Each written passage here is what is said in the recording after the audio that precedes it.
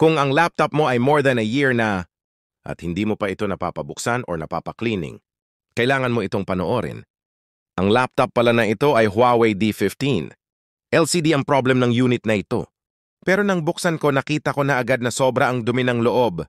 Kaya agad kong tinanong si client kung ilang taon na ang laptop na ito. 3 years na daw at hindi pa daw nila ito napabuksan kahit kailan. Tara at silipin natin. Ganito nakakapal ang alikabok niya sa loob ng fan. Hindi ka taka-taka sa loob ng 3 years mahigit talagang ganito, nakadami ang alikabok niyan.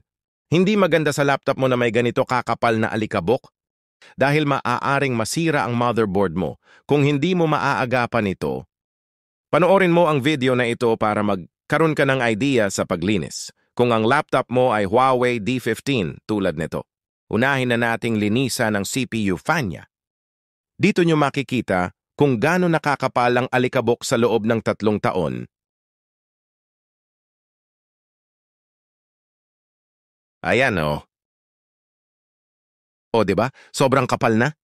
Sa mga mahal naming manonood at mga may laptop dyan, huwag niyong hayaan na masira pa ang laptop nyo dahil lang sa ganitong kakapal na dumi. Mahal ang magpagawa ng laptop at ang masakit kung hindi pa magagawa. Mas mahal bumili ng bagong laptop. Kaya piece of advice lang mga boss, huwag na kayong manghinayang sa labor fee sa paglinis ng laptop nyo. Kasi sa totoo lang mas magastos kung masisira ang mamahalin mong laptop.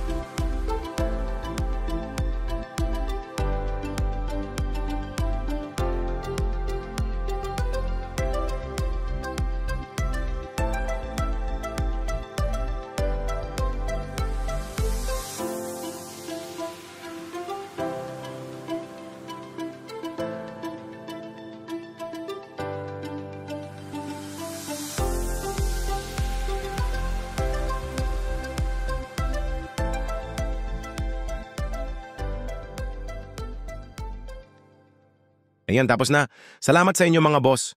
Sa mga gustong magpa-laptop deep cleaning, PM lang po kayo sa aming Facebook page na LCD Republic Laptop Service Center or visit kayo sa mga store namin. Meron kaming Cubao, San Mateo, and Montalban branch. Maraming salamat po.